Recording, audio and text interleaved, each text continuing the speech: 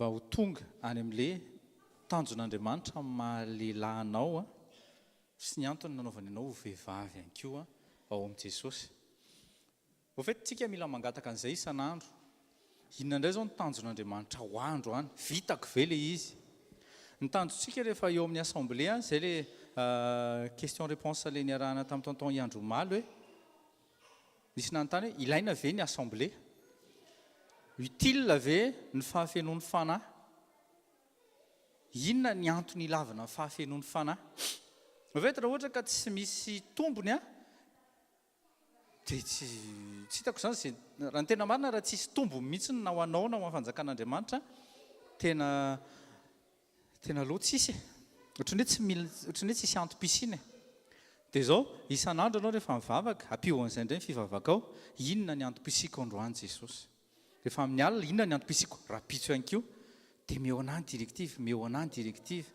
Hitanareo rehefa zatra miasa ianao amin'ny asanao dia lasa mandeha amin'izay fomba fiteniko hoe efa ao anaty vitesse de croisière, efa tout est bon, mametraka pilote automatique fotsiny dia 1000 km eo mandeha eo, tsy mila mivérifie nenena akory zalava dia clic 1000 km dia andray vao mifanena. Inona ny antony satria efa zatra. Tena hoe kaikinao tandremy fiainana kristianina. Na ny fomba vavaka, na fomba fivavahana, na ny fomba famakiana baiboly, na ny fomba fiarahanao amin'ny frères et sœurs anao amin'ny assemblée, mila mitandrina foana ianao. Io moa efa nananaranay ny sasatsasany amintsika hoe voalohany indrindra dia zanak'Andriamanitra aloha izay voavadinao, mpanompon'Andriamanitra aloha voavadinao.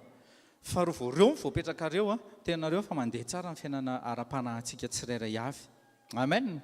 Dia vavahary ianao izao dia concentreva tsara. Inona indray ny ilavanao anahy rapitso sy amin'ny hoaviko rehetra. Alefaso mivavakao.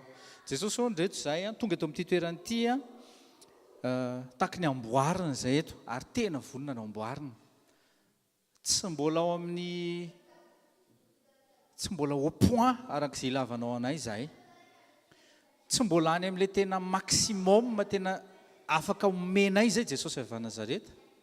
Fa ndreto na ny ankizy kolongasik'olona na reto lehilahy sy vehivavy reto, tsisy hoe efa ho ifarana ny ainy izany, tsisy hoe efa ifarana izany ny androny, fa raha mbola ilaina ary ampitombony izany amin'ny anaranao sarobidy Jesosy.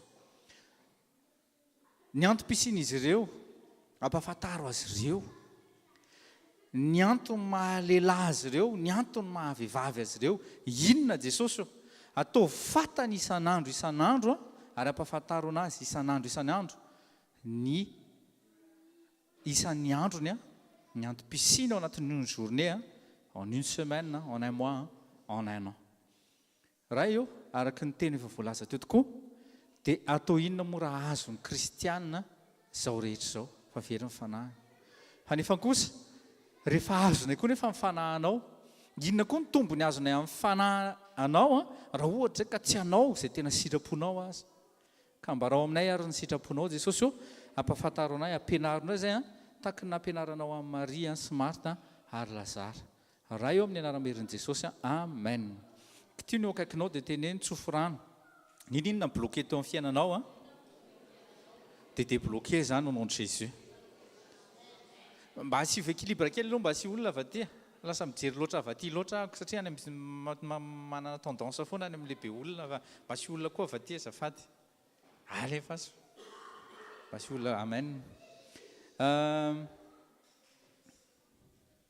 Tena hoe kaikinao hoe prospérer, fahombiazana. Izany fahombiazana izany mitady an'izany na zao tontolo izao na zanak'Andriamanitra. Ny antsoina hoe fahombiazana tsy ny fahombiazana hitan'izao tontolo izao sy ainan'izao tontolo izao sy izay ananan'izao tontolo izao. Ny fahombiazana dia ianao akaiky an'i Jesosy. Ny fahombiazana ianao mahafantatra n'izay ilain'i Jesosy. Fahombiazana dia ianao mahafantatra ny antom-pisianao.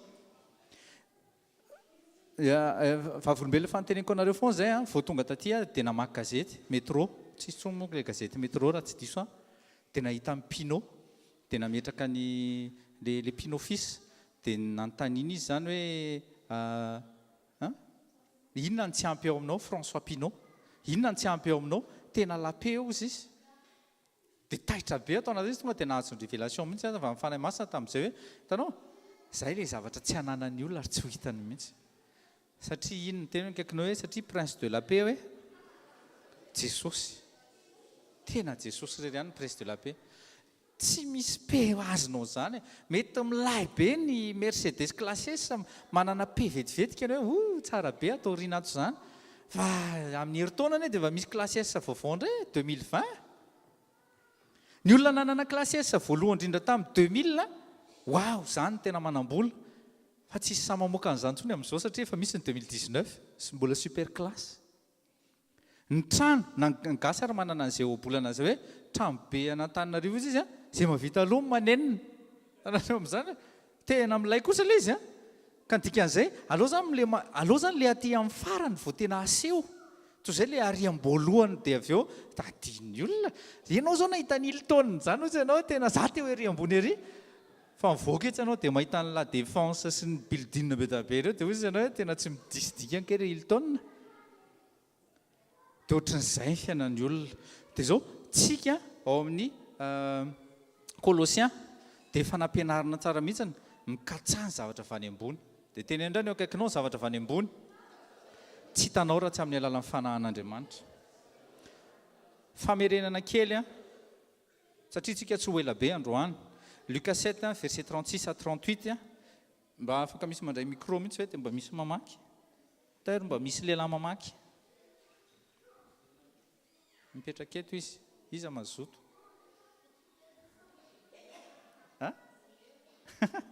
raha zany minome eo tonga dia raha manitra ny atsoko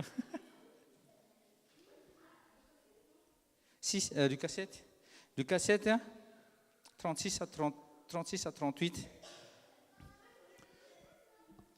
ijeren'ileo teopotsika efa natao io tamin'ny larbi fa fatako fa tsy ampytsika tamin'io a fatako fa be da be ntsika tsy afaka se connecté fa nefa ny a antony mahatonga amin'ny fiainan'ny olona prospéré dia eo apototry ny tongotry Jesosy vao miala eo anao a dia tadidio fa miena ny herinao vao miala eo anao a miena ny fifatohanao zay le hitanareo zay le dika le hoe en Christ nous sommes en Christ en fait tena ao aminy mihitsy tsika reo vao ao aminy tsika tsy zavatra miena zany fataro tsara Lucas 7 36 à 38 fataro tsara fa i Adama rehefa tao amin'Andriamanitra ty raisinao ty rehefa tao amin'Andriamanitra izy tsy nikotiana ny androm-piainana fa rehefa tsy tao amin'Andriamanitra izy nanomboka ny aina daholo amin'izay ny fiainana dia jereo tsara fa mimiena foana ny fiainan'ny olona tamin'izany nisy 965 ans 800 700 etretraetretra dia mety gaky tsika zany mahatonga ny scientifique hoe zareo ne sady mino tsy mino any tanao sady mino izy nefa tsy mino ihany satria rehefa maka exemple amin'izany izy resaka hoe longévité sy ny karazany ity a dia maka ohatra momba ny ry Adama ihany avaiza moa nahitany an'izany ao anaty baiboly ihany anie fa tsy ahita secret an'izany izy satria je suis la vie aussi Jesosy izy ny la vie plus tsika miala amin'Andriamanitra plus miena le izy plus tsika miverina amin'Andriamanitra en Christ mila miverina en Christ tsika mila mijanona en Christ tsika amen vakeo ne tonton amin'ny teny gasy Luc 7 36 à 38 amin'ny anaran'i Jesosy ary ny fariseo anankiray nanasa Jesosy hiara-mihinana aminy ary dia niditra tao an-tranon'ilay fariseo izy ka nipetraka ny hinana ary indrony izy vehivavy mpanota tao an-tanàna ka rehefa fantany fa Jesosy nipetraka ny hinana tao an-tranon'ilay fariseo dia nitondra tavoara alabastara feno menaka manitra izy ary nijanona teo ivoan'ny tanilan'ny tongony izy ka nitomany dia nahakosa ny tongony tamin'ny ranomasony sy namoaka azy tamin'ny volondohany dia nanoroka fatratra ny tongony ka nanositra azy tamin'ny menaka manitra dia Lucas 10 verset 38 à 42 raha iso tsara mihitsy ilay izy a fa le prospérité le vie prospère le vie fahombiazana no meny fanahy masina antsika ao anatin'izay zavatra izay ao anatin'ny école de ministère antsika Lucas 10 verset 38 à 42 zao a ny zavatra voalohany indrindra présentation amin'ny Marie dia olona izay efa rebut de la société olona efa nahiliky ny olona efa nafantatra ny olona hoe iny raha matoa iny a Marie mpijanga Marie tsisy ilavana azy Marie je sais pas natao tao daholo sy ny surnom rehetra ny toeran'ilay fariseo teto a dia eo ambony latabatra ho an'ireo mpandray naoty a dia raisy naoty mihitsy izay zavatra izay fa misy dikany misy ny olona tena tia ho eo ambony latabatra, miaraka amin'i Jesosy eo ambony latabatra, reviny mihitsy izay. Fa Jesosy nefa tsy mitaky antsika, tsy mihavita antsika eo ambony latabatra, ary tsy izay mihitsy ny zavatra tediavina. Ty ramatoa antsoina hoe Maria ty vao nare izy hoe tonga Jesosy, misy fanatrehan Jesosy ao amin'ilay trano anankiray. Zavatra ho resantsika androany resaka trano, toerana, resaka tongotra Jesosy toerana, ary resaka fanompoana toerana. Toerana zany mampahomby ny olona anankiray, ny toerana misy azy. Tamin'ny voalohany Maria tany an-tranon'ny olona, Simona anaran'ity olona ty. Raisy note zany fa ilainao zany rehefa mizary nareo. Tany an-tranon'ny olona antsoina hoe Simona, ary io Simona io dia olona mpanara-dalàna, mpanoradalàna fa tsy mpanara-dalàna, hafa manko mpanaraka sy mpanoratra. Mpanoradalàna izy. Dia zao rehefa tonga tao rehefa tonga tao Maria dia tonga dia ny tsara. Ny olona mpipetraka eo amin'ny latabatry Jesosy dia olona mpitsara. Toerana anankiray tiany Jesosy elantsika aloha izay, raisinoty izay, mitsara fiainan'ny olona. Mitsara ny fiainan'ny olona, izay tena raiso izay. Mianaratsy mitsara ny fiainan'ny olona. Na zahay surtout zahay mpanompon'Andriamanitra tena tsy mahazo mitsara mihitsy.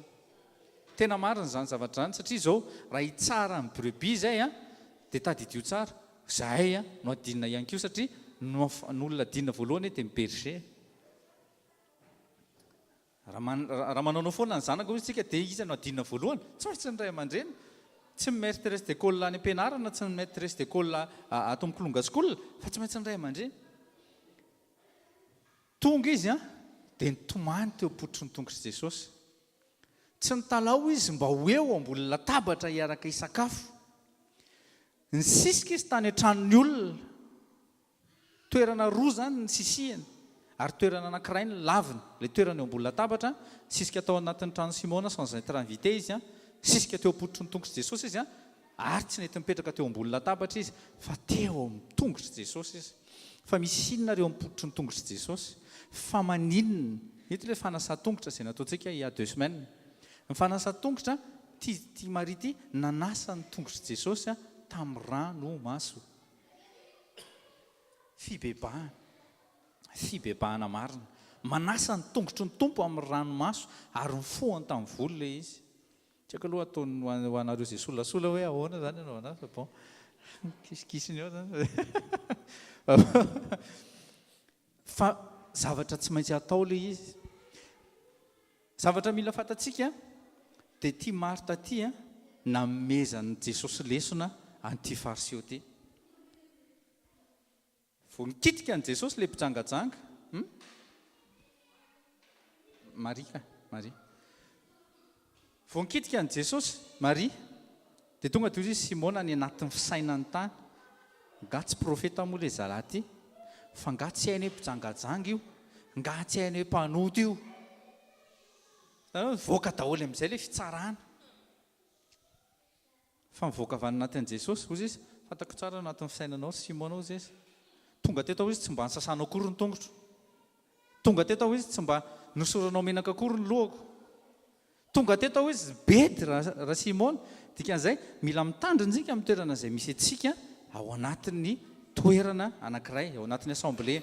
Peu importe ny toeranao, na ao anatin'ny teknika, na tsy haiko, na branche inona, na branche inona, mitandrema tsara.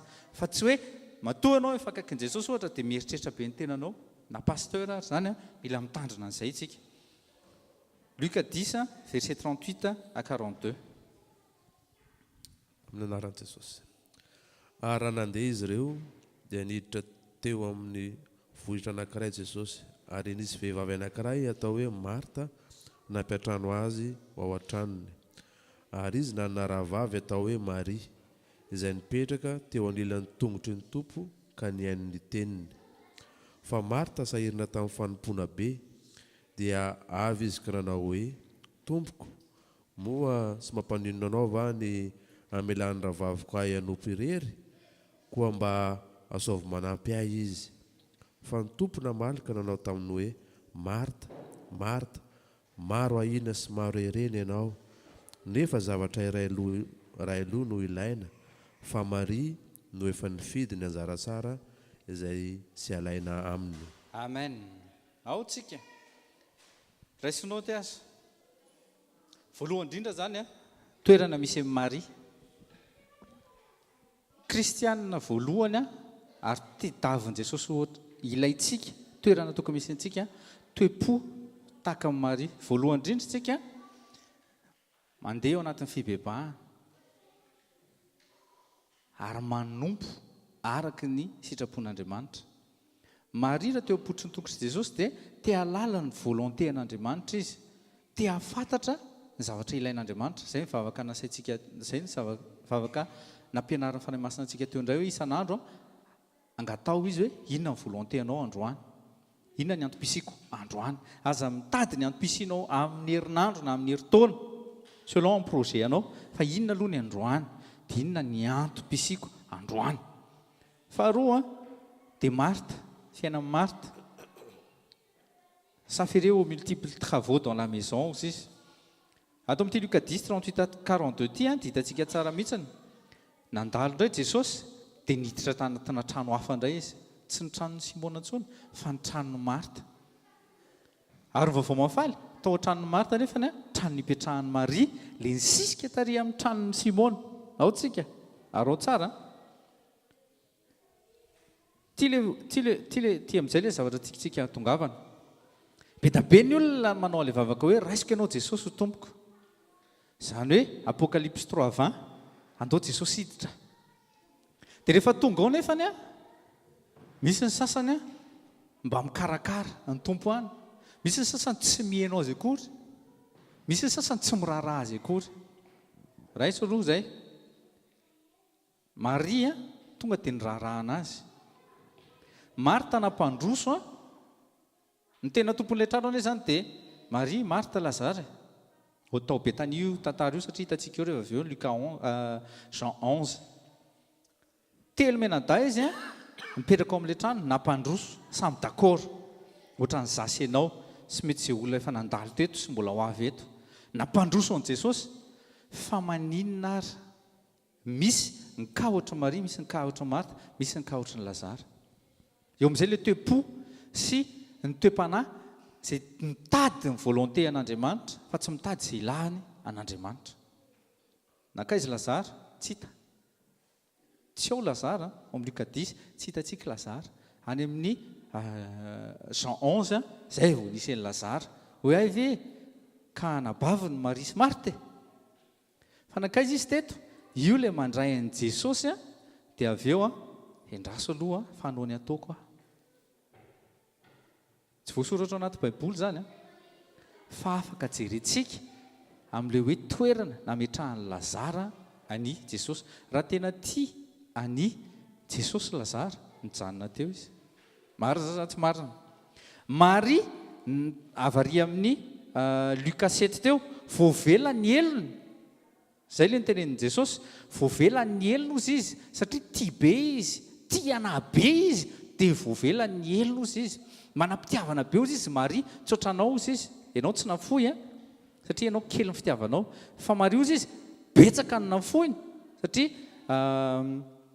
valeurana vola be ilay izy raha jerentsika ny version hafa, valeurana vola be ilay albâtre, le parfum d'albâtre. Dia ozy izy Jodasy hoe maninona zao iny raha ohatra ka niterizina dia namidy dia nikarakarana an'ireo veuve sy ny orphelin. Nafoiny ilay izy satria tiany Jesosy. Ianao mila mahafoy zavatra androany. Tsy vola mankarena ilay izy tena kaikinao hoe any Jesosy ny zavatra rehetra. Tsy izy idirany resaka vola mety na resaka dimy na resaka offrande. Meo an'i Jesosy izay zavatra jereny, izay zavatra tiany omena androany, ahafahany afaka mampiasa anao ho tena vrai témoin amin'izay. Alléluia. Ao tsika. Maria nahafantatra tsara mihitsy ny lanja ny tenin'i Jesosy hoe mandehana fa voavela ny helikao. Nahita tsirony teo am-potry ny tongotra Jesosy izy ao amin'ny Luka 10 mbola taiza nahitana azy mbola teo am-potry ny tongotra Jesosy. Ianao rehefa voavela ny helikao tena akaikinao voavela ve ny helikao? Raha voavela ny helikao raha fantatrao izany toeran'izany ihany koa tokony tena ankafizinao mijanona eo. Marina izany reto, tena marina izany. Ahita pe aiza ianao? ahita pe azy ianao tsy ahita mihitsy ka tsy ahita afaka miteny hoe tena mahafinaritra be miaraka amin'ny namana andresahako fa tsy ahita pe an'izany ianao reny le zavatra pe éphémère mandalo fotsiny le izy mahafinaritra be zomahalina mahafinaritra be sabotsy alina fa tsy mitoetra fa misy pe anankiray izay nytenen'i Jesosy que la paix soit avec vous là ça reste de peu importe ny adversité hein, la paix en toi ao tsika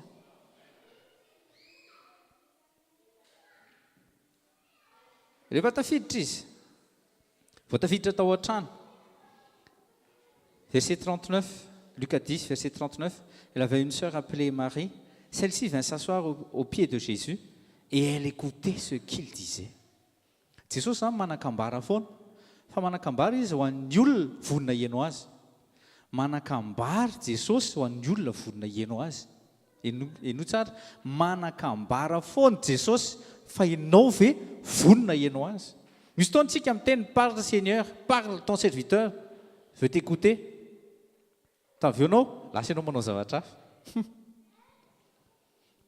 tsy nanao an'izany ve Marthe nampidiriny Jesosy dia lasa izy nisafere dinona ny zavatra nyteneniny verset 40 Luc 10 verset 40 pendant ce temps Marthe était affairée aux multiples travaux que demandait le service elle s'approcha de Jésus et lui dit Maître, cela ne te dérange pas de voir que ma sœur me laisse seule servir tenenindray ny akaikinao rehefa manao service voalohany indrindra ataovy ho an'ny tompo fa aza atao aza mitady sitraka ataovy le izy vita foana io tena akaikinao vita foana io na eo ianao na tsy eo mahatonga antsika humble zany zavatra teneniko zany mahatonga antsika humble fa tsy hoe hitako zany raha vita eo vita foana io tena sérieux zany vita foana io hoy izy Jesosy zay hoe rehefa tsy avelanareo hitehaka ny zazamambehivavy retsy vato retsy any asainy raiko mitehaka ireo naikanao fahagagana sinina grave be mihitsy Jesosy tamin'izay dis-lui donc de m'aider ianao rehefa mankany ampototry ny tongotsy Jesosy aza mivavaka hoe mba teneno i tonton teneno i taty satria ohatra ny maniry an'i Jesosy hoe dis-lui donc de m'aider aza forsena zany Jesosy aza forsena zany Jesosy vao maiky nahazo tamin'i Jesosy eto les cherche à plaire à Dieu azafady sans connaître ce qui lui plaît kinona navalin'i Jesosy vakio ne Luc 10 verset 41 mais le Seigneur lui répondit Marthe Marthe tu t'inquiètes tu t'agites pour beaucoup de choses c'est l'épée tena akaikinao zay l'épée eo pototry ny tongotra Jesosy no manana pe ary mikarakaranao izy il n'y en a qu'une seule qui soit vraiment nécessaire matoa voasoratra zany teny zany hoe zay ny tena nécessaire dia aza ovana ntsony hoe ilaina koa ny le izy ry pastery non ton Seigneur et ton Maître a dit il n'y en a qu'une qui soit vraiment nécessaire et Marie a choisi la meilleure part et personne ne la lui enlèvera hitany Marie le fika hitany Marie le fika fatany tsara mihitsy ny zavatra tokony atao fananitran'olona na ohatraniny dia eo pototry ny tongotra Jesosy foana ka le milay marina zany miaino an Jesosy monsieur ressourcé eo pototry ny tongotry ny maître Marthe zany dia c'est du genre qui aime faire des choses pour Dieu manana autosatisfaction nanao an'izao androany tao am-piangonana ohatrany hoe nanao masy pour Jésus tsika dia hoe nanao an'izao zao dia misy autosatisfaction moment anankiray le masy pour Jésus reny ahafahanao micrie ny an-dalambe tsisy mahazo ny tifitra tsisy mahazo ny teny fa arovan'ny polisy tsara mihitsy ny afaka mikikika alléluia Jésus est vivant amen milay be mihitsy zalaza tonga tany milay Jerijery fotsiny ny olona fa satria ianao afaka mikikika Jésus vivant fa tsy mbola nahita ary tsy isy koa anao de Jésus mitabataba anaran'Andriamanikafa eny amin'ny lalana eny tsy misy ary tsy isy zany atao frantsa aminaran'i Jesosy. Zany tsy maintsy ivavahantsika hitoizany zavatra ohatran'ireny. Mety 2 kilomètre fotsiny le izy fa kikika be mapivakivaky prophétique mihitsy izy ka mamaky sofina ny satana eraky 12e tany zany zao zay nandeha milay a tsy re akory le orana mitetehiny ambony lohanao fa tonga de faly ianao zao wow. Ary ny zavatra mahafinaritra tsisy miteny ratsy satria manginy satana. Misy iny ohatr'ireny amen mandeha isa-taona zay a fa tena mitombo le izy. Taloha manko ohatrany hoe surtout France 2 zao rehefa mandeha fa de hoe Martinique ny avy any Afrika ohatrany hoe olona mainty foana. Androany izy nahita tsara mihitsy fa feno tsara mihitsy ny fotsoditra teny nikikika Jesosy teny alleloia eny ambony camion milay mihitsy a. Ary ohatra ka hitanareo fa ny olona raha andreo markentsika teny fa le olona le tena mifilme za tena sura fa touché reny olona tena vrai tena parisien tsara mihitsy gaga ihany izy satria tanareo ny fomba ohatran'ireny fanaovan'ireny masy pour Jésus reny koa dia tadidio tsara fa tenenina ny olona hoe eto zahay na dia tsy renareo ary. Azonareo ny tiako tena eto zahay na dia tsy miteny azy satria tadidio tsara fa ny tena persécuté indrindra eran-tany nefa ny kristianina. Mety tsy persécuté izy eto Paris fa atao izay hampanginana azy. Zao tsongolohana daholo indray ny église évangélique. Tsongolohana daholo indray hoe en règle amin'ny papier sy ny tsy papier ve. Bien sûr fantako fa ilaina amin'ny papier fa misy fahendrena zany mila ananana an'ilay izy fa marche pour Jésus reny tena ilaina. Aza eritreretana mihitsy hoe tsisy ilavana azy misy ilavana azy ary nanao zavatra tsara be mihitsy tsika fa zao nefa anteny kaikinao zao nefa aza mifaly amin'izay zavatra izay zany hoe tsy mahazo manana autosatisfaction anatin'izay tsika. Ohatry natao marta hoe andeha atoritory amin'izay zao fa avy navita kely fait plus amen ao tsika mandray an' Jesosy ao an-trano hafa fa miaraka amin'ny Jesosy hafa. Apocalypse 3 verset 20 miaraka amin'ny Jesosy mampiditra an' Jesosy dia miaraka amin'ny sakafo aminy sy mihinana aminy miaraka aminy hafa mihitsy an'ilay Apocalypse 20 mandondona eo ambaravarany fo izy vakio tonton aminaran'i Jesosy. Indro efa misangana eo am-baravarana aho ka mandondona ary raha misy mihain'ny feko ka mamono varavarana dia hiditra ao aminy aho ka hiara misakafo aminy ary izy amiko. Izy amiko tareo misy zavatra omeny koa zany ao anatin'ilay izy. Faly be fotsiny Marta sy Maria sy Lazara hoe tonga ohatranay ane ihany tonga tao ane ihany i apôtra zao profety zao fa nisy zavatra miova ve teo amin'ny fiainanao. Tokony misy zavatra miova raha ohatra ianao ka manana fahatakarana. Ohatra koa fandraisanao an' Jesosy rehefa mandray an' Jesosy ianao tena misy transformation réelle ary palpable zany zavatra zany. Zay ny antsoina hoe olona vrai témoin de Jésus Christ. Amen. Miaraka aminy ianao. Ny attitude zay tena mahafinaritra dia zao tokony ananantsika. Rehefa mandray an' Jesosy ianao dia mandray ny fanahany aloha zany tsika. Fandraisantsika ny fanahan'Andriamanitra ny fandraisantsika an' Jesosy ho anantsika ny tena marina. Dia zao rehefa mandray ny fanahan'Andriamanitra tsika dia ohatry ny ahoana ny attitude atsika. Lasa maître de la maison ve izy sa invité fotsiny. Teneno eo akaikinao inona navalinao amin'izay. Tadinareo tsara i docteur Hoanina nampianatra antsika an'iny. Hoe isaky ny ohatry ny tato mihitsy areny raha tsy diso to tato mihitsy iny hoe amboalohany ny invité-ny fotsiny Jesosy dia isaky mamotrano izy dia vakivava tadidinareo zay dia gaga Jesosy famaninina dia hoe misy an'izao zavatra zao satria tamin'ny voalohany nampiakarany tany amin'ny trano efitra ambony dia tany amin'ny chambre tany avy eo ny nitatra dia nefa rany Jesosy mihitsy ny namotrano. Zany no tokony hitrango eo amin'ny fiainako sy eo amin'ny fiainanao zany hoe misy transformation ao anaty tena kaikinao atao anaty. Zany hoe amin'ny voalohany izy avy atao anatin'ny fo ary tadio tsara fa nitoerany fo mamparitaka ny ra hatrany atampondoko hatrany ampaladia marina zany sa tsy marina hatrany amin'ity volo ty ary a dia misy ra ataovy mihitsiny a hatrany atampondoko hatrany ampaladia anao dia any jesosy ianao avelao izy irenie zay ny attitude tokony ataontsika tokony lasa maître de la maison jesosy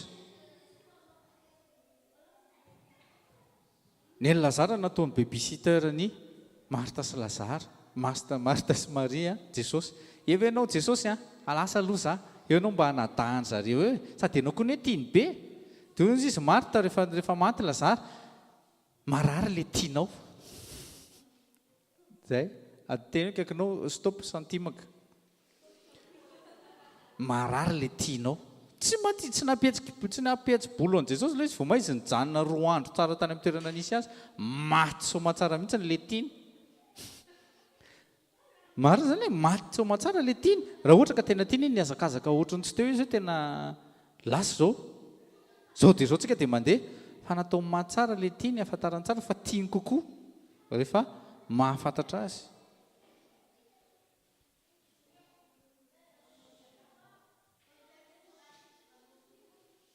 Jean 12, verset 1 à 3.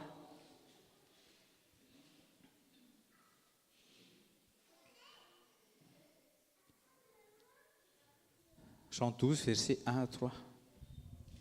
Amin'n'anaran'i Jesosy. Ary rehefa enemana no sisa tsy tonga ny Pasika, Jesosy dia tonga tao Betania, izay nitoeran'ny Lazarosy, ilay nasangany tamin'ny maty. Dia nanao fanasana ho an'i Jesosy tao izy. Ary Marta no nanompo, fa Lazarosy no anankiray tamin'izay niara-mipetraka ny hinana taminy. Ary Maria rehefa naka-menaka manitra nisy narda sady tsara no sarobidy lanjany iray livatra dia nanositra ny tongony Jesosy sy namoaka ny tongony tamin'ny volondohany ary feno ny anitry ny menaka ny trano. Teny indray ny akaikinao toerana ihany eo mbola tao anatina trano indray a tranony Lazara sy Marta sy Maria. Inona indray izy telo menadà indray mbola hita teto lasa hita Lazara satria lasa olo malaza hoe ino le nitsangana ino le maty efatrandro dia atsangana dia ny zavatra nitranga taizy Lazara teo ambonin'ny latabatra indray raha Lazara exposé ny Lazara ohatrany nataony Simon. Dia taiza indray nisy andra Marta mbola s'occuper du service indray raha Marta tsy niova ny tantara dia kaikinao mila miova ny tantara mbola io indray fa eo tratra indray raha Marta dia taiza indray Maria mbola teo pototry ny tongotry Jesosy indray Maria misy inona mihitsy eo pototry ny tongotry Jesosy e te hiova ny fiainanao dia kaikinao te hiova ianao eo pototry ny tongotry Jesosy tena marina zany. Mbola io indray raha Marta ny s'occuper en service io indray raha Lazara ny ambony latabatra ary io raha Maria 3 fois de suite tantara tsy mitovy fa mitohy teo apototry ny tongotry Jesosy foana Maria. Tsy zany akory tsy midika hoe andao idolâtrer ny Maria fa andao hanana ny toe-po sy ny toe-panahy izay ananan'ny Maria. Ao anatin'ny fanompoana au milieu de l'assemblée ao anatin'ny ministère anankiray ny toe-po tena ilaina antsika tsy le toe-po dedadedaka te hanao zavatra sy hoe za mamy vola dia zao sy ny karazana fa le toe-po tena manana hoe omeko izay ananako fo voalohany indrindra dia amboary Jesosy amboary Maria voalohany indrindra averiko ihany mibebaka izy vita amin'ny fibebahana dia niditra nanomboka lalindalina kokoa izy nanositra ny tongotry Jesosy izy nanasa ny tongotry Jesosy izy teo apototry ny tongotry Jesosy izy te hafantatra ny sitrapon'Andriamanitra marina izy. Io Maria io tena kaikinao io Maria io le hita indray aiza indray ary tany amin'ny chambre haute indray mbola miverina indray raha Maria. Iza ny tianao Lazara ve tany tsisy resaka Lazara mihitsy ao amin'ny chambre haute. Marta ve tsy haiko aloha mety anisany 120 izy fa mivoasoratra ao Maria tao izy satria Maria anisan'ny azakazaka tary amin'ny fahasambo ao fa tsy tao intsony Jesosy. mba au courant ary mba endry sage tahaka ny nataon'ny Maria. Amin'ilay verset 7 dia izao ny zavatra nytenen'ny Jean 12 verset 7 dia izao ny zavatra nytenen'ny Jesosy. Laisse faire aux izy, c'est pour le jour de mon enterrement qu'elle a réservé ce parfum. Dia io le ty fampianarana ty fampianarana amin'ny pasteur Rodolphe fa teneniko anareo. Maria irery ihany no afaka nanositra an'i Jesosy. Tena marina zany, Maria irery ihany afaka nanositra an'i Jesosy. Tsisy olona. Satria efa akaiky loatra amin'ny Pasika dia tonga dia nampidirina tao anatin'ny fasan'i Jesosy. Maraina le 3e jour vita amin'ny Pasika, izay vao hoe andeha hanositra, efa tsy tao intsony izy satria efa velona. Izay le nahatonga an'i Jesosy ny teny amin'ity Jean 12 verset 7 ty, c'est pour le jour de mon enterrement izy qu'elle a réservé ce parfum. Efa niomboameny sahady any dikan'io, efa niomboameny sahady ako. Tsy niandry ny fahafatesan'i Jesosy akory dia efa niomboameny Maria Jesosy. Atako tsara mihitsy ny fahilaitsika ny zavatra be da be eto ambonin'ny tany. Fahafantatsika ve hoe inona ny ilain'i Jesosy atsika? Ho avy izao ny Pentecôte. Inona izao ny zavatra manery ao anatin'ny fonao?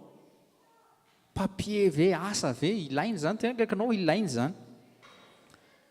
Vomaly ny tantara tamin'ny Jorovavimbelona tamin'ny pasteur Mirindra sy tonton Andry tao an-trano hoe ohatran'ny za tokoa rehefa tsy resaka hoe perfection na ohatra zany fa ohatran'ny tena rehefa nanolo tenan'i Jesosy tokoa tamin'ny 2003 sy 2004 dia ohatran'ny zavatra tao anatiko tsy mba nahazo teny ohatran'ny hoe tsy mbola nahazo teny zany hoe ohatra izao na andeha hoaiza sy ny karazana fa ohatran'ny tonga maraina fotsiny dia tsy ho fotsiny moa zany fa tonga maraina 6 heures du matin jusqu'à 8 heures du matin tonga foana. Dia Andriamanitra ny tonga dia nikarakara momba vady, nikarakara momba mariazy, nikarakara momba nankanisako aty, dia raha niresaka asa ohatran'ny hoe tsy nila nanga tsy mila mivavaka, tena kaikanao ilaina mivavaka. Fa ohatran'ny tonga dia ohatran'ny sokafan'Andriamanitra zany ilay izy ny tena mariny.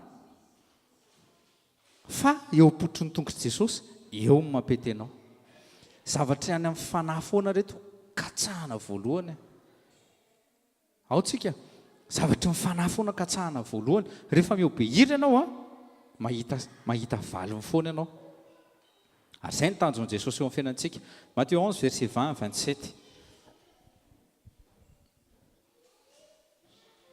Le tompona kristiana anankiray le nresantsika teo tompony Marta.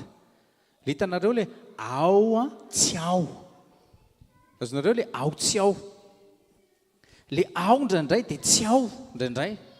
Reny le hitanareo le ohatrany hoe tsy hita zany izay andraisana azy. Miaraka tsika sa tsy miaraka? Sœurako ve anao sa tsy sœurako? Frèrako ve anao sa tsy frèrako? Même assemblée sisika sa tsy même assemblée?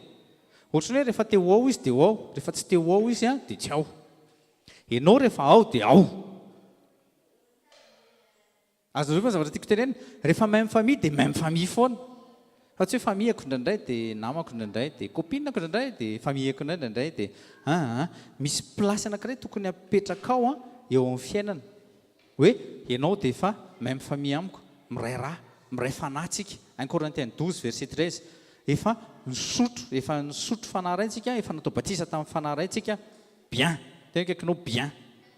Dia efa ancré ny dikan'izany, tsy mila tokony mivezivezy intsony. Tamin'ny vao nanomboka an'ity ministère ity taty à Paris dia zavatra tadidiko dia izao ny tenin'ny fanahy masina izao. Ohatran'ny rozy anankiray hozy izy. Iny rozy anankiray mahafinaritra be. Rehefa nicueillenao iny izy mahafinaritra be. Quelques jours iny dia tsy maintsy maty. Fa raha endrinao izy fa endrena voaloha atao anaty vazy, mitatra kely fa tsy maintsy maty. Fa ny fahendrena tedavina apetraka anatina tany asiana zezika dia tondrahana. Inona mahatsara an'izay zavatra izay? Le 3e choix. Ny rozy anankiray zany voalohany le atao eto ohatrany amin'ny costard. Quelques jours dia maty. Fahendrena faharoa atao anaty vazy. Plus 3 jours en plus dia maty. Fa le anankiray apetraka ao anaty tany, inona ny tombony? Tena kaikanao mamaka. Azonareo amin'izay ilay izy? Mamaka dia asiana zezika. Eto tsika asiana zezika, tondrahana. Satria ny tanjon'Andriamanitra amenao lesahany feno rozy be da be. Amen. reo seza mbola vidy ireo a vavaha ianao mba olona vao anatinao le ianao le manina moa zany fiteny zany ianao le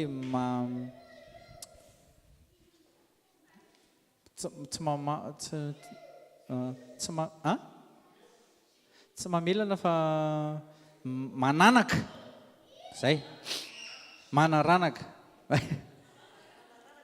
zafady ianao le manaranaka zany hoe kaikin'se lasa misy dia ohatr'izay dia ohatr'izay dia ohatr'izay ohatr'izay mba mitondram-bavaka an'izay tena kaikinao hitondram-bavaka an'izay mihitsy aho hoe ninona stérilité eo amin'ny fiainam-pononao anao de Jésus androany ianao a dia fertile amin'izay ary tsisy miavorté zan-tsono anao de Jésus tsy ilay zanaka araka nofony resahako eto fa ilay zanaka ara-pana difa déjà efa tsy azo atao zany ara-nofo a amin'ny maha-kristianina antsika satria efa hainy iny vao mainka ara-pana zany hoe mila midésiré ianao hiteraka tena kaikinao mila midésiré hiteraka ara-ponoana ianao rehefa midésiré miteraka ara-ponoana ianao a omeny Jesosy ianao zay semence zay sy le aina ahafahanao a miteraka be da be amen ianao rehetra ve nitahiditry ny lanitra tsy te hanaranaka ve ianao ay amen ataovy zay tokony atao tena kaikinao ataovy ary zay tokony atao ao tsika mipasy tsara Jean 11 verset 20 à 27 Jean 11 verset 20 à 27 miala daholo manque de connaissance aminaran'i Jesosy misy antom-pisiny ianao anatin'ny assemblée misy antom-pisiny ianao anatin'ny corps du Christ anaran'i Jesosy 20-27 ary Marta raha nandrefa tamin'i Jesosy dia nandenisena azy fa Maria kosa nitoetra tao an-trano ary hoy Marta tamin'i Jesosy tompoko raha teo ianao dia tsy maty ny anadahiko atreo aloha jereo voalohany indrindra aloha tonga dia faniliana any amin'i Jesosy tia ny eo foana Jesosy tia niaraka amin'ny foana Jesosy nefa rehefa eo Jesosy aiza misy Marta voalohany indrindra any an-dakozia tsy mety mipasy testa mihitsy deuxième test tsy hita mihitsy dia nefa rehefa tsy eo Jesosy a raha teo zao ianao tsy hita mihitsy raha teo zao ianao fa maninona ary raha mba tonga dia mba tonga saina hoe Jesosy za mihitsy ny tena tsy nandray an'ilay izy za mihitsy ny tsy nandray ianao dia misy tontsika manao zany rehefa tonga amin'ny problème dia rehefa mandoalika raha etsy zao ianao Jesosy nefa Jesosy efa mameno anao dia ny plénitude nefa nanomena ianao plénitude en paix plénitude d'amour plénitude de joie plénitude vokatra sivy ireo plénitude tena hoe plénitude zavatra mila voakanao amin'ny fotoana amin'izay ilay izy ampangininao a an'le rive-doza dia mangina fa zay le navoa amin'ny apôstôly vao tonga ny rive-doza maty zay fa mifoazy ianao zay aiza ianao maty zay ozokotsonina foana Jesosy nefa ny Jesosy mba mety mba tia ny passer testa hoe mba inona zao ny réaction en Peter zay mihitsy nle izy tsy rarahana mihitsy efa alohanao zay maty zay mihitsy ny ao anatin'ny baiboly a maty izahay izy fantany fa tsy ho faty eo Jesosy dia zay nefa ny ampianaran'i Jesosy atsika eo anatin'ny sekoly ohatr' zao ianao koa hoe tena kaikanao io olana io nefa fantatrao fa tsy hafaty ianao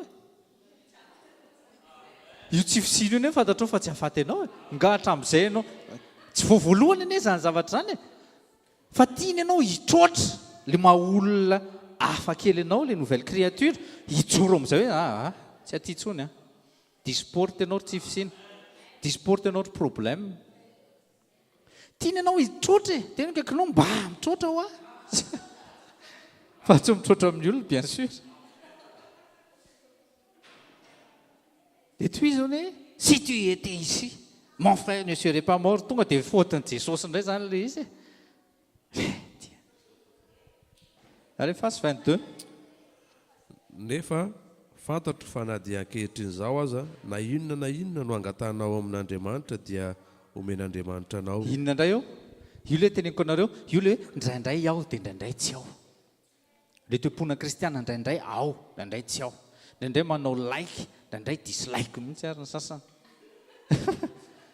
dia eo le indraindray tiako zavatra mahavoan'ny kristiana na ato ary indraindray misy tratran'izay rehefa mikoinside aminao le izy dia tena miteny aminao mifanahy masina ary rehefa tsy araka ny sitraponao dia midonga ianao dia tsy miasa mifanahy masina tena kaikinao jereo tsara ny masina fa izy mideside hoe miasa mifanahy masina za tsy miasa ianao ny sensanao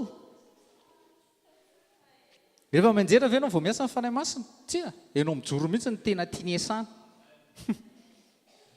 tanao reo rehefa mianjera metrahana tanandreny reny dia pro fotsiny fa tsy maintsy mianjera nofo eo anatrehan'ny fanahy faible tsy manan-kery fa tsy tena misy sens tena hoe sens tena utile be mihitsy ny hoe tena tsy nianjera ny dikan'izay aza monsieur culpabilisé eo eto zay ao ianao sa tsy ao zany mahatonga antsika le manisy groupe be dabe ao anatin'ny Viber ny antony satria misy indraindray tsy ao mihitsiny tsy hay intsony hoe ao sa tsy ao dia nanao nettoyage kely mihitsiny ahako rehefa tsy ao raha teo ao avia ty aloha resaka tsika marina zany ko andao iresaka verena dia hitantsika eo indray ny anaovana azy mba hoe testena kely indray aloha aotry ny ahoana vonona atsofoka indray anao dia lasitsika au fait tiany Jesosy mihitsy tsika verina kely vetivetika fotsiny ao amin'le Jean 6 nareo koa ve andesa hiaraka io question napetraka Jesosy io zany mipetraka amintsika isan'andro foana ihany koa vonona ve laritra sa tsy vonona vonona indrisa tsy vonona izy zany question fotsiny raha mbola vonona anao dia andao arosa izy dia izy Jesosy zay moa misy zavatra mbola nampahory anareo ve hatramin'izay niarahako taminareo niaraka ny reto na zala hoe ohatry ny toa tsisy ka ina ary le problème verset 23 hoy Jesosy taminy hitsangana ny anadainao fa hoy Marta taminy fantatro ihany fa hitsangana izy amin'ny fizanganan'ny maty amin'ny andro farany amen jereo hitanao teneno akaikinao hitanao fa fantatrao ihany le izy zay mihitsy fantatrao le verset fa maninona ary le izy le verset ataonao any amin'ny andro farany ianao vao amoaka an'le baiboly sy le verset hoe teny le verset biblika ary dada verset biblika eo anatrehan'le fahafatesana amin'ny trangany Lazara eo le izy ny tokony avoakanao le carte rouge marina zany sa tsy marina efa misy ny problème eo anao mamoaka an'le izy satria any amin'ny andro farany ihany dia ho voafafa ny ranomasina fa dia zao ny ranomasinao oui baiboly zany biblika zany any amin'ny bokin'ny apokalypse hoe voafafa ny ranomasy rehetra fa afaka iainanao dia n'izao zany zavatra zany tsy tomanitsony ianao ao tsika ianao tonga dia midécréter eo amin'ny fiainanao manomboka androany ny fiainako misy fiovana mba midécide androany hoe za androany ranga dia manaiky ho transformer n'ity teny ity nisy SMS narehefa ny tonton laza na tamin'ny herinandro tsy tantaraiko aminareo le izy fa tena doza hoe tena tia ny SMS ny lay indrindra nalefa nyity rangaty ana betsaka ihany zay SMS nalefa ny anazy fa jeny tena SMS tena nylay indrindra marina zany fa tsy mihaino gasy zany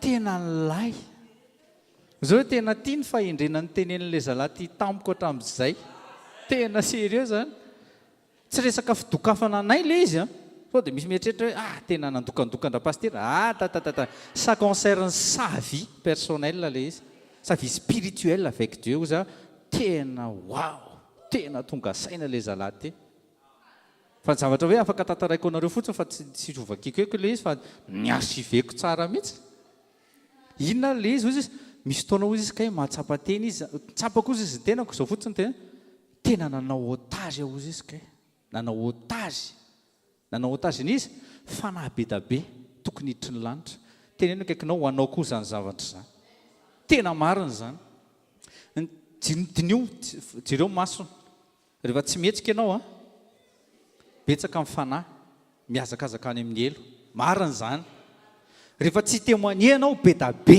ny olona andeha ho any amin'ny afo be za tsy miteny hoe noenao fa afaka maka maromaro anao makany amin'ny lanitra. Tena marina zany. Dia kitio indray ny eo akaikinao, tiako mihitsy n'ilay izy ho taitra ny eo akaikinao, kitio mihitsy izy. Ilaina koa ny contact. Sainte contact ny resako eto. Ka izay mihitsy ka indraindray tsika rendremana be, reny teny profetika anao reny hoe, atao voatra izao hoe, teny profetika anao reny mila tanteraka. Dia teneno izy, tsy ho anao reny teny profetika reny ny tena marina, fa ho amin'ny fanjakan'Andriamanitra. Ianao ve izao raha nahazo teny profetika hoe ho profeta na ho apôstôly, dia mistila be ve ianao hoe ampiakanjona amin'ilay be? Tsia. Mitenenao amin'ny anara-maherin' Jesosy fa adidy sy responsabilité be zany eo anatrehan'ny ray raha ohatra ka tsy vitanao zany adidy zany. Za raha mitenenao aloha mahazo profeta, za tsy miteny hoe maivana ny profesia, mahazo profesia hoe rapitso dia ina re meo zavatra mivaly ny taratasinao. Mitenenao raha tsy vonona anompo an'Andriamanitra aloha mahazo an'izany profesia zany. Toy izay mihazakazaka hoe azo ministera, anefa tsy vitanao koa ilay ministera. Azo je sais pas, mahazo tsy haiko teny profetika ohatran'ny ianareo, tonga dia teny mihitsy ohatran'ny ianareo, anefa tsy tonga any amin'ilay izy akory. Dikan'izay foaziko mihitsy nareo anatin'ilay teny profetika izay azonareo reo mba tonga saina. Tena mba tonga saina. Ho an'ireo olona izay efa niaraka dala tamintsika, naveriko tsirairay avy, ary mbola misy tsy vitako izy, ho averiko amin'izareo tsirairay avy mihitsy hoe tadidio fa ty zavatra ity, ary merci beaucoup tonton Laza atao anatin'ilay izay zavatra fa nahazoko révélation mihitsy ilay izy mitenir otage ny fanjakan'Andriamanitra tsy tombo ianao. Ahitsiko mihitsy ka manitsy ahako manana droit an'izay zavatra izay satria tadidio fa ny teny profetika dia ataony eo amin'ny tsoroky ny olona anankiray izay nilaza fa vonona hampandroso ny fanjakan'Andriamanitra. Ianao teo fen'ny fanahy masina, teo fen'ny fanahy masina ao. Milaina hoe milay be hoe ilay fen'ny fanahy masina. Tsy ngidingidina dia miteny amin'ny teny tsy fantatra, dia misy vision. Dia teneny izy hoe ho adinina amin'ireny ianao hoe tsy menasy ny zavatra teneniko ianao fa tiako tonga saina mihitsy ianao tiako tonga saina ianao ao anatin'ny toerana misy ianao hoe ianao vena hoe merci Jésus tena mitomady hoe merci feno fanahy masina. Oui fa fenona aninona. Luka 4 vakio tsara. Luka 4 manomboka verset 16 à 21. Atao amiko ny fanahy masina. Zay fotsiny veny ao? Tsia. Naniraka anahy izy. Anao an'izao, anao an'izao, anao an'izao, anao an'izao, zao. Firy amin'izao vita anao? Raha mbola tsy vita, tongavy eo potro ny tongotry Jesosy. Tena kaikinao tongavy eo potro ny tongotry Jesosy. Eo potro ny tongotry Jesosy amboarina. Na Maria ary namboarina koa amin'io Jean 11 io. Tsy vitantsika intsony androany fa namboarina koa izy. Satria nitomany sy nalahelo an'i Lazare izy. Verset, tonga dia vakiako io tonton fa aza vakiana intsony, verset 25. Je suis la résurrection et la vie. Je suis aussi. La résurrection, c'est une personne. La vie, c'est une personne. C'est la personne de Jésus-Christ. La personne du Père, du Fils et du Saint-Esprit. Celui qui place toute sa confiance en moi vivra, même s'il meurt. Zavatra anisan'ny tokony tsy atahoran'ny kristianina zany fahafatesana zany. Raha manana assurance ianao ny amin'ny hoavinao zany zavatra rehetra nataonao tetỳ ambonin'ny tany, selon la volonté de Dieu, tsisy tokony atahoranao an'izany mihitsy. Tsisy. Et les enfants, chut. Et tout homme qui vit et croit en moi ne mourra jamais. Crois-tu cela? Oui, Seigneur, lui répondit-elle. Je crois que tu es le Christ, le Fils de Dieu, celui qui devait venir dans le monde. Amen. C'est un problème à Marthe. C'est matonga naile miteny anareo. Ça va ton âme? Où es-tu? Qu'est-ce que tu fais? Satria nisy taona tadidiko ianao alohan'ny ampidiranao tao anatin'ny ranon'ny batisa sy namoanao tao amin'ny ranon'ny batisa. Inona ny zavatra nyteneninao? Zay ny ampatsiahiviko an'ireny olona natao batisa ireny. Ary mbola ho ampatsiahiviko. Ary ampatsiahivinareo ihany koa ampio anampy. Tsy culpabiliser-zareo tsika fa ampio. Mangata fahendrena dia anontanihoan'ny zareo tsara mihitsy. Inona moa ny teny nataonao hoe? Tena c'est vrai, tena c'est vrai. Misy amintsika reto mijanona, misy manao zanaka dala kely. tiana foana izy de kaikinao tiako foana ianao e. Za tsy accusateur zany. Satana mi-accuse anao. Efa fantatrao fa tsy mety mody am'izao tranony dada marina. Ny rano ane misy foana e. Fa ny teny Petera. Fa reo zay efa nanandrana ozy izy. Dia maninona reo izy mbola miverina mankany amin'ny monde indray? Anaro ozy izy ireny olo ireny fa tsisy fanafahana ho azy tsony, tsisy raha vaovao tsony. Ny rahan'i Jesosy efa latsaka, efa nanadio anao. Fa zao kosa nefa tant que mbola tsy midiny prison, mbola afaka sotsoahanao ianao. Ka fotoana androany raha maretsika, miala tao. Miala tao dia mody. Ingany ho tonga saina ohatran'ilay zanaka adaly ianao, tonga saina eo am-pinanana sakafo kisoa vao tonga saina.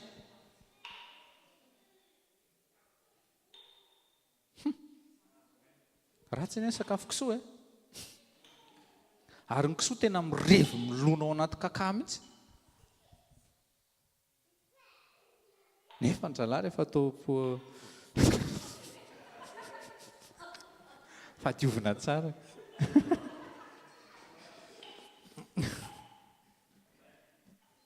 Mila miova tena kaikinao miova. Manque de connaissance. Marta, or Marta mila miova ianao. Lazara koa mila miala eny ambony latabatra raha Lazara. Milezarde eny ambony latabatra fotsiny raha Lazara. Manabetary eo ambony latabatra fotsiny. Tena mila miova. Izany d'accord. Dia aza, ny zavatra tiako tenena aminareo koa dia izao, aza mijanona amin'ny toerana anankiray hoe efa akity zavatra ity. Fa tant que mbola tsisy zavatra mivoaka ao aminatinao, tena hoe preuve anehoanao an Jesosy, témoin plus, aza mijanona mihitsy, aza manaiky. Jesosy zany iray raha ngatsy kivy. Mety kivy ianao maly tsy manina mibeba dia miverena.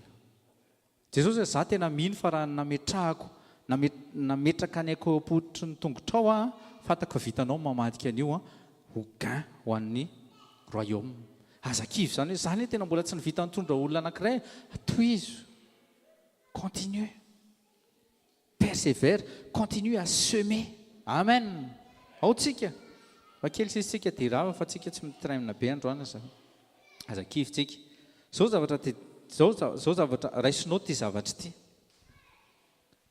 Te hanao zavatra be da be à travers n'olona Andriamanitra. Maika fa olona izay efa ao anatin'ny fanjakany. Tamin'ireo fitopolo laza ny rahan'i Jesosy, dia faly ireo rehefa miverina avany hoe tena nanodevoly areo izy manaiky noho ny anaranao. Fa hoy izy Jesosy hoe eny e, secondaire zany miracle signe sy prodige zany.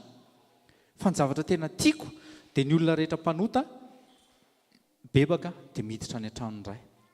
Tena kaikanao ao anatinao hoe zany désira zany. Manomboka izao zany tsika dia tsy mahazo mitsara olona tsony. Hoe ty olona ity dia ho ampidiriko ao an-danitra, fa ty olona ity alao izy aloha miolona eo. Ataovy izay idiran'ilay olona ao an-danitra daholo. Amin'ny alalan'ny fijoroanao vavolombelona. Ao amin'ny Luca 11 verset 9 à 13.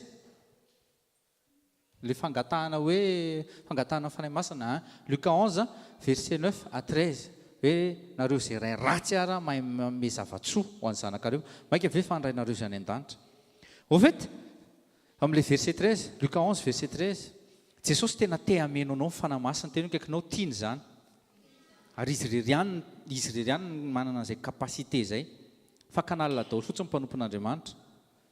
Dia tiantsika ho fenona amin'ny fanahy masina. Eto zany dia ahafantarantsika sady ny hoe ny antony zavatra tokony ny antom-pisitsika. Tiantsika ho fenona fanahy masina mba hanao ny œuvre izay efa nataon'i Jesosy. Aza mifantoka any amin'ny signe sy prodige sy ny miracle izay manaraka. Na misy zany na tsisy aza mifantoka any ihany. Fa le hoe mampiditra ny olona ao an-danitra. Any le izy manana compassion amina ve ianao? Manana amour any tany ve ianao? Tsy le tany hoe fitiavana ny tany fa fitiavana ny olona zay voasoratra amin'ny Jean 3:16 amen. Zay le Jean 3:16 hoe toy izao ny tiavan'Andriamanitra ary ohatra ahoana no tiavanao voasainy sy voasinina sy ny cousin sy cousine anao. Tsika zany tsy le olona tsika zany tokony tsy hitsoaka. Tena kakanao tokony tsy hitsoaka. Tsika zany tokony tsy hitsoaka n'le cousin sy cousine sy tonton sy tantine ireny. Fa raha tonga antsika dia tsika no tokony hisintona azy ireo ary zareo no tokony homenatra rehefa eo tsika. Rehefa tonga izay fotoana izay homenatra izy eo amin'izay ilay fotoana amoahanao ny fahazavana. Izany hoe eo ianao ny fotoana hibriavanao sy amoahanao témoignage hisintomanao azy ireo ao amin'i Jesosy. Ohatra ny olona zao ohatra ny amin'ny entreprise anankiray misy ny PDG misy ny rehetrarehetra. Izy tsy embauché qui que ce soit izay mametraka CV eo fa tsy maintsy testeny aloha. Ao tsika Jesosy koa tsy maintsy mitesté. Zay mahatonga azy hoe zay olona tera-baovao tonga dia manana sinina sy produit miracle be foana manaraka azy. Zay olona tera-baovao tsy tonga dia omeny andraikitra be mihitsiny fa testeny amin'ny kely aloha. Jereo indray masony akaikinao dia teneno izy. Jereo izy dia teneno. Matoky amin'ny kely vao manapaka amin'ny be. Dia teneno izy andao mba hatoky amin'ny kely. Marina zany andoranga mba hatoky amin'ny kely. Fa maninona ary ny toe-pontsika tonga dia tsy maintsy any amin'ilay fanapahana be foana. Rehefa n'ilay fo kely 100 € ary tsy vitanao mitsinjara azy ao anatin'ny une semaine ka ianao zany mena 100 milliards. Inona ny ataonao voalohany indrindra? Ohatra ny taloha zao tamin'ny vao hoe tonga tao amin'i Jesosy tonga dia hoe ilaina mividy hélicoptère, ilaina mividy jet privé. Fa raha omenanao ilay jet privé ny fotoana io dia andeha ho aiza ianao? Tsy haiko hoe ilay izy indraindray tonga saina ihany ianao hoe nisy taona namaky ny tantarany Pippen, tsy haiko mety misy mahafantatra any nga Pippen basketballeur tamin'ny andron'ny Jordan. Dia vao nahazo million izy dia mividy jet privé. Inona izy nareo? Lasa fahity. Lan'le jet privé fotsiny le satria ny équipage tsy maintsy payenao, ny ofan'ny tarmac tsy maintsy payenao, ny kérosène lafo be le izy.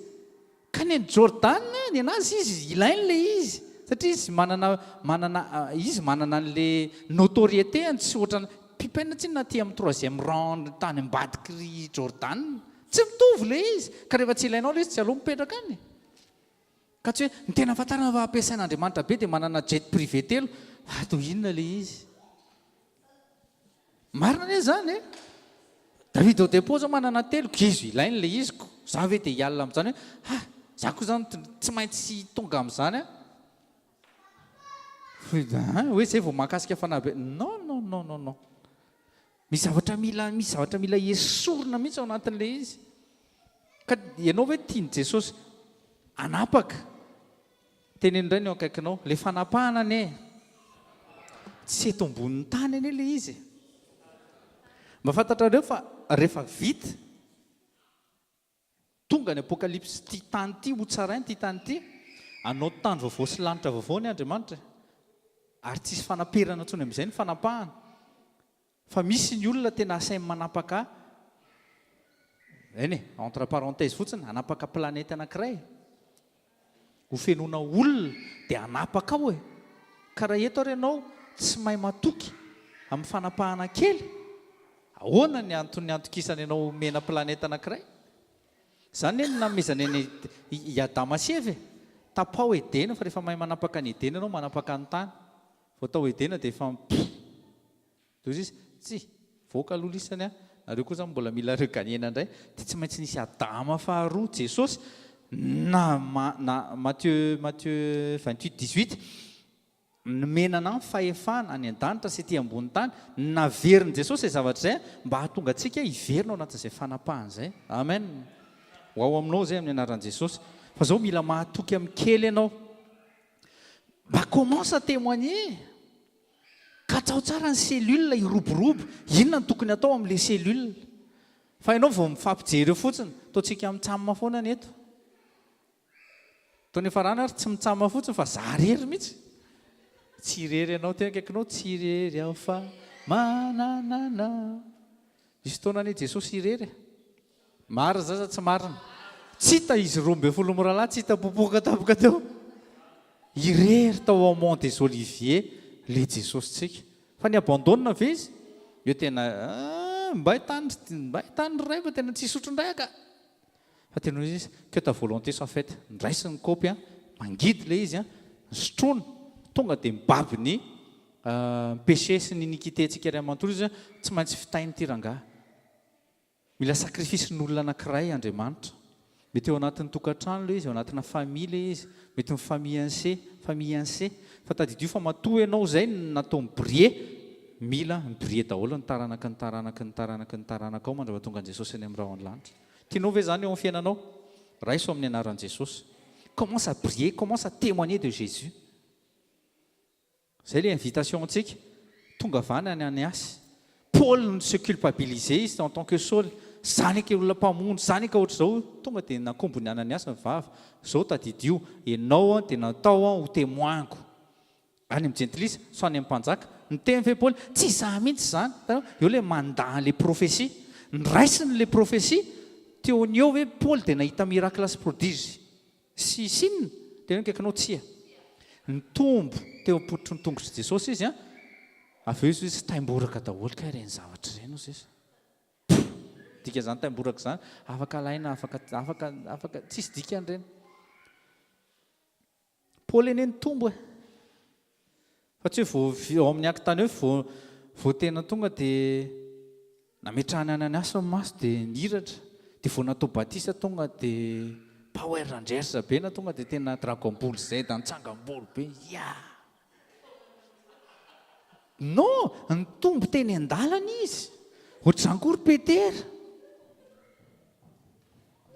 ao ve tsika eo fa le izy zany le toe-pony mihitsiny hoe zao ny zavatra voalaza teo amin'ny fiainako tena miteny ianao zarangatsy anaiky raha tena mba manana zany tena kaikinao ianao hoe dia tsy samy teny izany fa fanahy ohatrin'ina koa ny ao anatinareo tony raha fanahy mahery tena mba masahiny teny hoe tena zaranga tsy miala eto ambony tany raha tsy vitany nampanirahan Jesosy anahy fa aza maiky teny ohatrin'ny Paul ianao mbola tsy tera-baovao koa ny sasa vao tera-baovao dia tsy atsy mivela fa Jesosy mivela taona ianao ary voateraka koa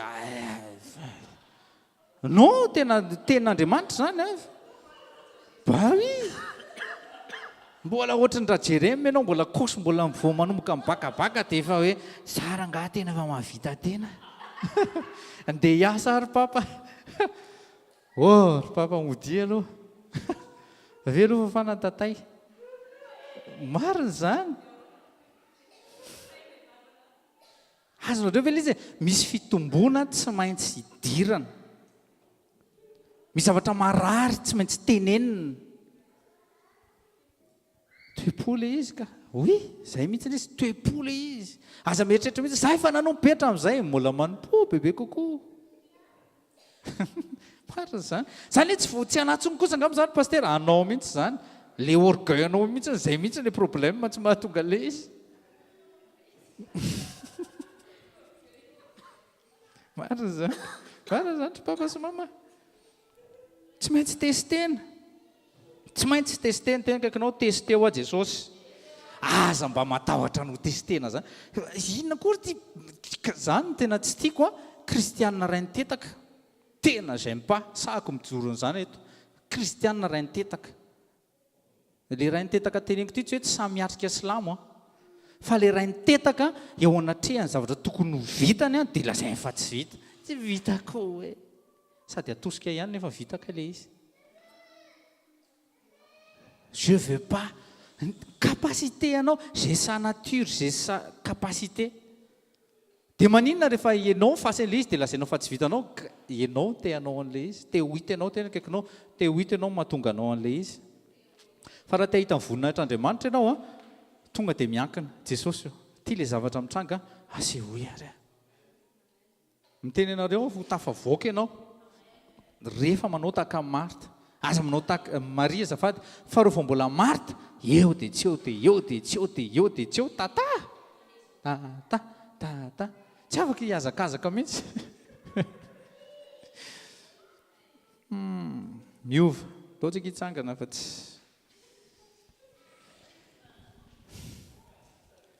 lanitra mila miprospere teo kaikinao lanitra mila miprospere na de école de prospéritaire androany dia nieritreritra be mihitsy anao ratsaka eo indray zao ny rema de prospérité ny zavatra teneniko anao ny lanitra mila prospere fa tsy hainao zany mihitsy ny lanitra mila miprospere tsy ny kitapom-bola amin'ny tsy ny compte bancaire ny HVKL mila prospere non teo kaikinao non za miteny antsika mihitsy fa tena na ohatra ary tsika ka averina zéro indray noblemo mihitsiny fa aleoko mahita anao mandroso tena manana conviction hoe zaranga tena fatako amin'izay ny antom-pisiko fatako amin'izay hoe inona ny antom-pisiko eto ambony ty tany inona ny tena antony idirako ny ranobatisa sy ny voako tao zay rangany za olona mijoro tahaka n'izany rangany ilaina amin'izao andro faran'izao fa tsy olona tambatambazina foana hoe fa ahoana ihany roviana bah oui fâche-toi contre toi-même aloha teo kaikinao mandraisa ndraikitra rangaha hoe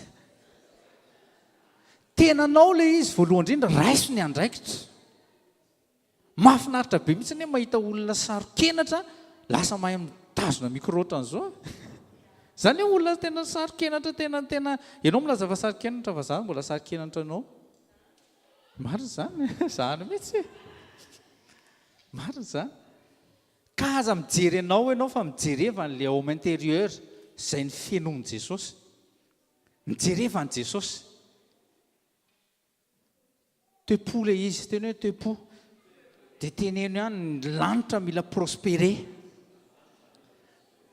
asa tonga dia ahaizany andamin'ny telo ry PDG fa raha tsy zany tsy mihetsika amin'ny bandy ndana aloha tia miasa profoy aloha hoe tena tianao ny entrepriseko hiprospere dia avy eo ny omeny jereo fa le olona le hitanareo ny olona tena ny boaty le tena hoe mikarakara ny mpiasan'ireny tsy hoe zay mpiasan'rehetra ane dia ataony karakarainy daholo e tsia fa zay mpiasa tena tia miasa ny ianao nydonko ohatrany tsy mitombo mihitsy ka tsy ampiasainao mihitsy le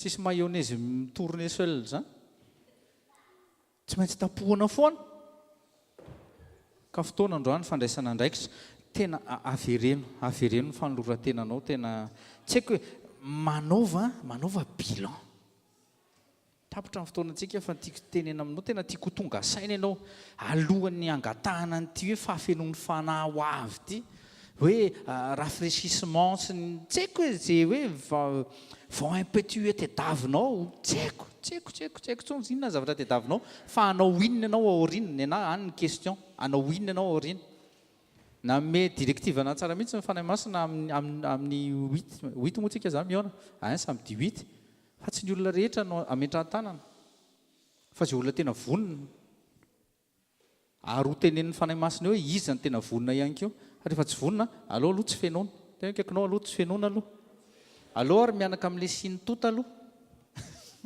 sy le divay tota teo fa ny divay vaovao tena kaikinao ny divay vaovao sy ny vaovao prépare-toi hoe oreta tena tsy afaka manao ninina zay le ohatran'le nitenendraha datolazantsika zay tsara le izy inao fa hoavy ny fotoana fa nijoro vavolombelona ianao miprendre otage jereo ne reo olona 120 zay nahazo ny fanahy masindreo hoe inona ny nataony tena tonga dia mivoaka izy zay ny anamboarana antsika commence tena kaikinao s'il te plaît commence hoe inona ihany ary mbola endrasanao hiverina foana ne pentecôte io isy ataony dia tsy ngidingidina daholo foana ve zay fotsiny ve ny endrasantsika rehefa pentecôte ary zay ny anton'ilay tenen'ny mpanompon'Andriamanitra anazy zay nisy taona izy nytenena hoe aza maika ametra tanana ntsony azoko le izy ankehitriny satria le izy misy taona zany koa aloha dia izy koa zany resaka batisa tiako zany ny adinina amin'io fa tsy nareo bien sûr nareo koa tsy maintsy voatina zay atao batisa sy izy omenan'le fahafenona fa mba mieritrereta aza tia tena tena kaikinao aza tia tena avereny teneny mihitsy aza ty tena dikan'izay ampiasao ny loalika ampiasao ny finoana ampiasao izay anananao a na verse a avelao ny fonao amboarina tsy haiko inona aza les marte avelao ny vilisy vilany any velao ngana raha i Maria akory tsy niteny akory naona ve ianao Jesosy io naona ve ianao tsy ny raha iny Jesosy akory Maria tsy hitanao ve avy nandeha lavitra tena nandalo eto Betania fotsiny fa tokony haroso-sakafo tahin Jesosy tsika tena tsy haiko raha andohalika ianao na je sais pas qu'est-ce que tu vas faire zay miafakafina any ambadika any zay lasa lavitra any verena aingana fa le fanadinana tsy maintsy misy ny contrôle continu tsy maintsy misy iny le épreuve tena kaikinao iny épreuve dia mba porofo eo anatin'ny épreuve hoe mahery ianao rangahy mahery ianao raha matotea tena ho antsika personnel le izy ataovy izay zavatra izay alaivo nanasivanao an'ireny parole prophétique azonao reny dia teneny Jesosy hoe ok alefaso ary alefaso le izy ary hoe alefaso hoe fa fatako fa raha mbola miaraka aminao vitako aza mijery ny capacité anao tsony manomboka androany fa ny nature anao sy ny identité anao anifa toy ary matoa koa le prophétie indraindray ohatrany tsy mazevadzevatra le toeponao mbola tsy mazaka an'le izy mihitsy natoa le prophétie mbola tsy mivoaka any aminao le problème fa tsy any amin'le mpamehy an'le izy akory amen sandrato ny vavakao dia misaora fotsiny aza siana vavaka lava any an-trano anao mandolia amin'ny endroit secret mifona raisy le parole prophétique dia avereny vakina dia teneny Jesosy hoe nivoaka amin'ny vavam-panomponao reto ahoana ary ny tokony ataoko fa maninona le izy tsy mitranga etsetsetrehatra tsy hoe tsy netsika ianao tsy fihetsehanao mihitsy ny tediavin'i Jesosy ny tsy mifanaovanao amin'ny Marta ny tediaviny fa mifanaovanao Marie eo am-potro ny tongotra foana à tout temps za tsy miteny hoe aza miasa fa à tout temps eo ianao mieno an Jesosy ngotana any io fo io le fo vato fomba tia mamela helika tahin Jesosy ianao alefaso fasan-drato mivavaka dia fao izay fibebahana izay any an-trano tsy eto ianao mamela anazy fa commence eto fa mba tonga saina amin'izay fa maninona fenonao Jesosy maninona ny apelenao maninona ny élection anao ny latsaka teto aminahy fa maninona menakao ny tsirisika teto amin'ny lohako fa maninona ny tendrenao fa maninona ny velona inona ny antom-pisiko Jesosy io tsy miteny andana mamono teny fa inona ny antom-pisiko mamasa i miteny hoe za tsy haly eto ambonin'ny tany raha tsy vita ny antom-pisinao raha tsy afa-po ianao raha tsy afa-po ny royaume za tsy haly eto inona ny antsony Jesosy ianao avy Madagasikara tia Frantsa tsy sitraka kafy fa nitondra amin'ny frantsay ao an-danitra ao amen alefaso mivavaka ao asan-drato aza mitoloko amin'ny situation anao tsony aza mitoloko amin'ny tenanao fa mitoloko amin'le être intérieur tokony hivoaka amin'izay tokony hisy manifester alefaso mivavaka ao hoavy zao ny Pentecôte ny commémoration Pentecôte inona zavatra hiandrandranao après fa tsy pendant any amin'le après ny fanontanian'ny fanahy masina amintsika androany inona ny andriandranao après ny fahafenoan'ny fanahy masina raha hitsoka le rivotra le vent impétueux inona ny zavatra hitrango eo amin'ny fiainanao concentre-toi de ce qui va se passer après Jesosy hoe noho izahay fonay Jesosy fo be tia tena zavatra ilaiko je foana ngoto fa mbola tsy maty inona ny ilavanao Jesosy malahelo raha ohatra ka tsisy ilavanao zany tokony alahelonao fa tsy hoe malahelo fa tsy mivalianao mivavako oko tonga saintsika malahelo fa tsy nahazoko zao malahelo fa mbola tsy azoko telle ou telle chose tokony alehovanao hoe fa maninona ny tsy ilainao zany tokony ataovy akarary ianao Jesosy hoe inona ny ilavanao zany ataovy makarary ianao manomboka androany Jesosy efa Nazareto sotra ny fanahinao sy ny famanginao anay androany faly mahazo prophétie mitetehaka miteny amin'ny teny tsy fantatra etretretra Jesosy c'est kristiana fa ny antom-pisiny ve mijanona amin'izay zavatra izay fotsiny inona ny antom-pisiny re tolo rehetra jesosy ampafantaro azy manomboka androany lalana sy direction fotsiny natolotry ny profesia fa inona jesosy ny tena antom-pisiny izy ireo aza vela matoritsony izy ireo jesosy avy Nazareta vavako zany amampanao voositra aza vela matoritsony sy rendremana raha tsy tonga saina sy andray andraikitra mihitsy ny inona ny antom-pisiny na au niveau ny assemblée na au niveau ministère na au niveau personnel mihitsy inona ny antom-pisiny jesosy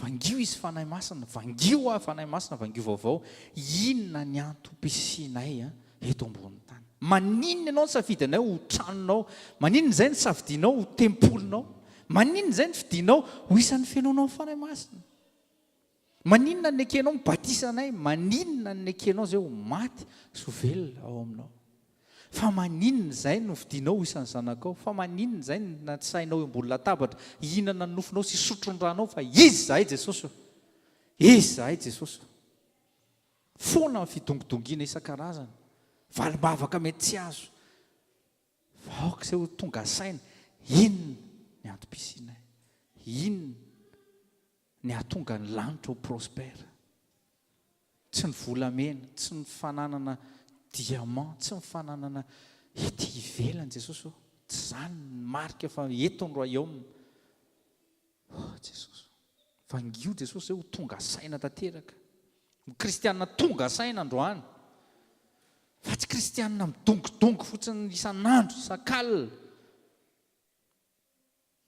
inona Jesosy ny lavanao inona ny lavanao Jesosy inona ny lavanao Jesosy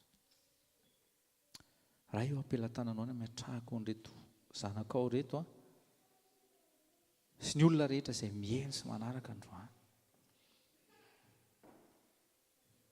lalana ety ny safidiananay fa lalana ety misy mpitarika dia mifananao masina ary lalana ety tsy maizina